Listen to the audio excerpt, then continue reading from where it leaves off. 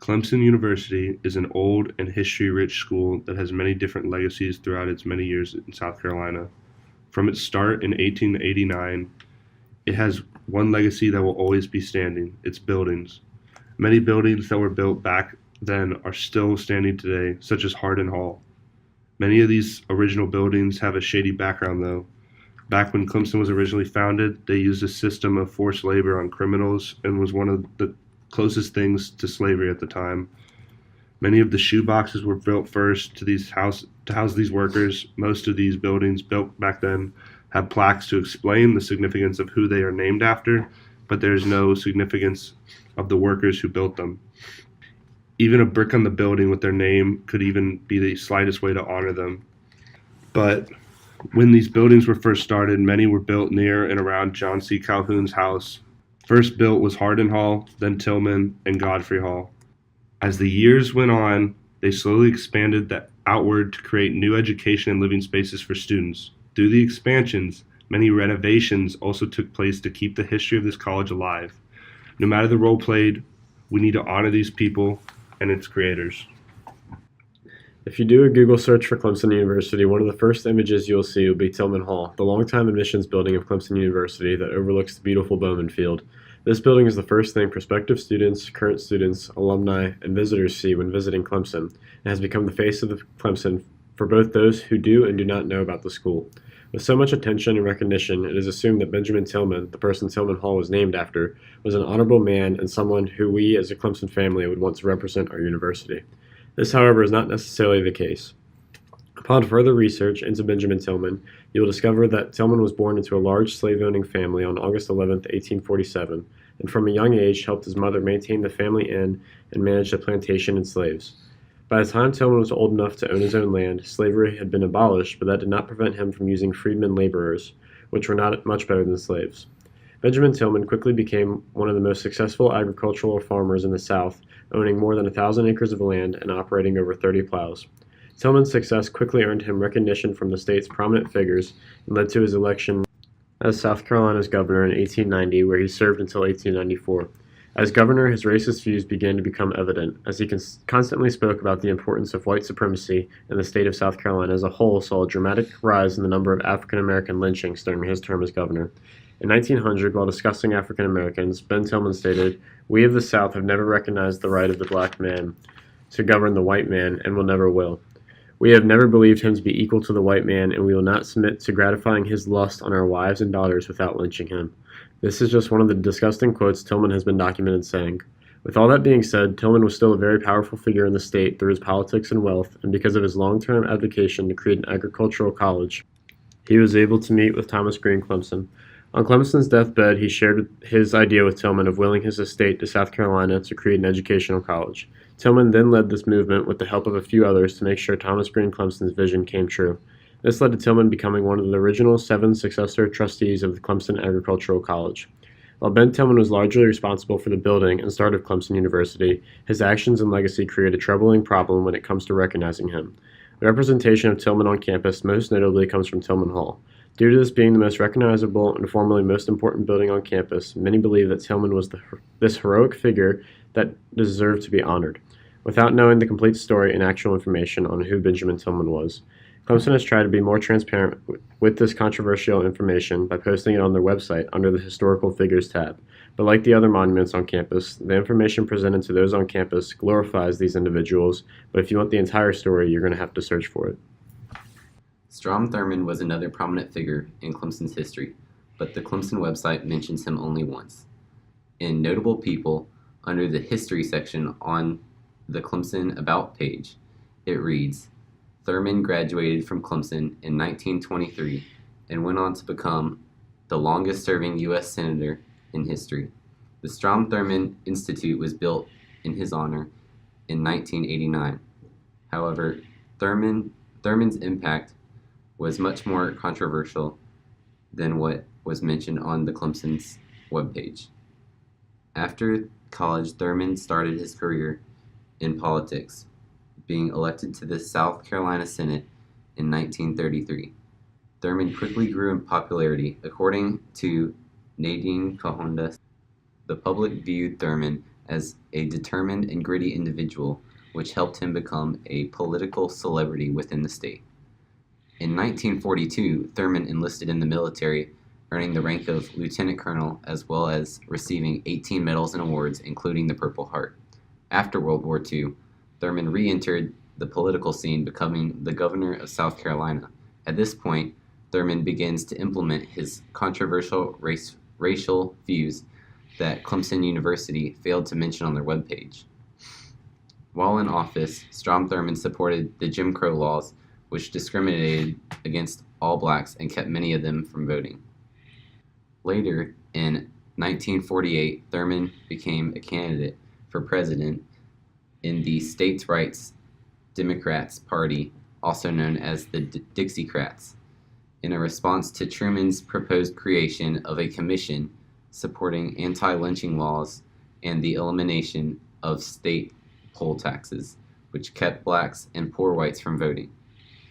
According to a New York Times article in 1948, Thurmond stated that Truman, Thomas Dewey, and Henry A. Wallace would lead the U.S. to totalitarianism. Thurmond became so relentless in his racial views that in a speech in 1948 he said this: "Ladies and gentlemen, that there's not enough troops in the army to force their southern people to break down segregation and admit the Negro race into our theaters, into our swimming pools, into our homes, and into our churches."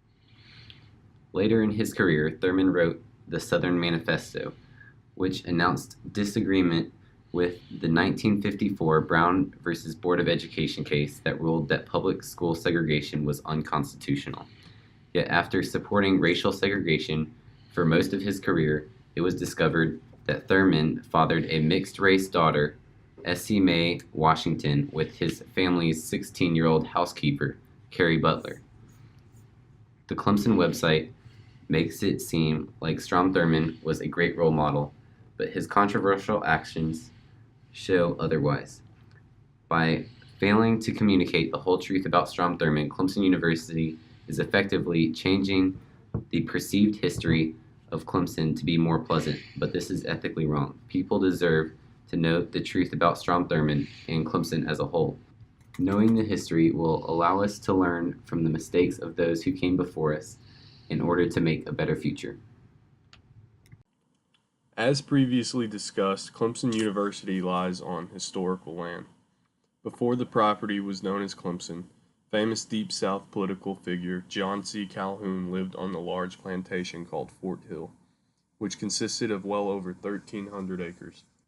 Calhoun made the land his home for 25 years, beginning in 1825. Calhoun was seen as playing a significant role in the 19th century American government, many saying he was a catalyst in the Civil War. Calhoun had quite a resume in government, ranging almost 40 years. Over a century later, Senator John F. Kennedy named Calhoun one of the 5 greatest American senators in history. He even served as the vice president for 7 years, while maintaining his estate on Fort Hill. However, as busy as Calhoun was with national affairs, he stayed in Washington, D.C. more often than Fort Hill, South Carolina, but did find time to stay at his large plantation.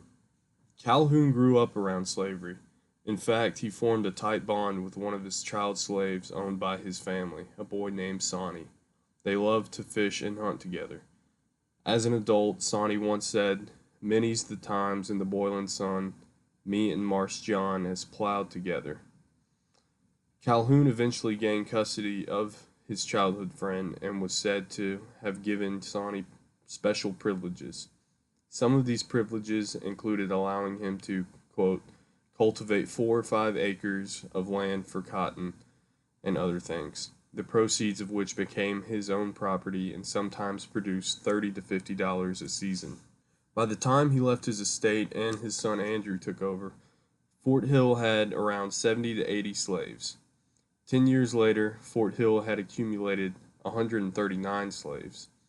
According to Clemson University's website, Calhoun viewed himself as the model slave owner, having said, quote, The object of him who hires is generally to make the most he can out of them, without regard to the comfort of health, and usually to the entire neglect of the children and the sick.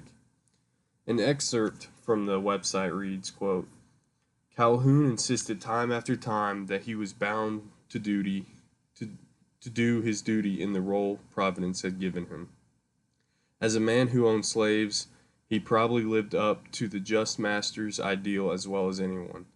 Nowhere in his letters does he say anything to ridicule or degrade his slaves, and nowhere does he express the slightest guilt or regret that he lived at Fort Hill in a house of privilege built on the forced labor of black men and women. End quote. The Fort Hill slave quarters were about an eighth of a mile from the house on the hill, located where Lee Hall is today. The living space was, quote, built of stone and joined together like barracks with gardens attached. The slave quarters were eventually torn down and were used as structural foundations for early academic buildings. The dead slaves were buried on what we call Cemetery Hill, which is adjacent to Death Valley. No one knows the exact number of slaves that were buried there, as their graves were marked only by indistinguishable field stones. The random field stones are somewhat symbolic of the Fort Hill slaves' experiences, as there exists no documented first-hand accounts from the slaves that once lived there. The stones are unable to tell us anything about the people that were here, except that they were here. Clemson's website acknowledges this, quote, since the slaves who occupied Fort Hill left no written record, their perspective is virtually voiceless in history, end quote. Clemson University should commemorate the people that essentially built this institution with more than historical markers. Perhaps they could raise statues or monuments. There is no way to undo history, but the ones that paid sacrifices should not be forgotten. Another important founder of Clemson University was Thomas Green Clemson. Clemson was born into a wealthy Philadelphia family on July 1st, 1807. After Clemson's dad died when he was 7, he became enamored with the arts and intellectual life. Clemson later got his degree in Paris and became a successful engineer by 1831. During a business trip to Washington, D.C. in the spring of 1838, Thomas Clemson met Anna Maria Calhoun, the daughter of S.C. Senator John C. Calhoun. They would soon marry in the fall later that year. On the Clemson website, they make it seem like Clemson just married into the slave ownership lifestyle after marrying Anna and moving to her father's land of Fort Hill, with a quote saying, little is known about Clemson's thoughts concerning the Calhoun family's ownership of slaves. They also seem to do a good job of displaying the good things found in the detailed records of the plantation and the slave life that Clemson kept so Calhoun could read it, detailing things such as the slaves were given a 4-day holiday from labor and the use of the kitchen. This seems to be all presenting positive information because I'm sure there was negative treatment that was recorded yet not described here. They also describe Clemson as a Confederate officer and a plantation and slave owner, but failed to present this information on the main statue that is so prevalent from the Tillman Hall, simply describing him as a scientist, diplomat, soldier.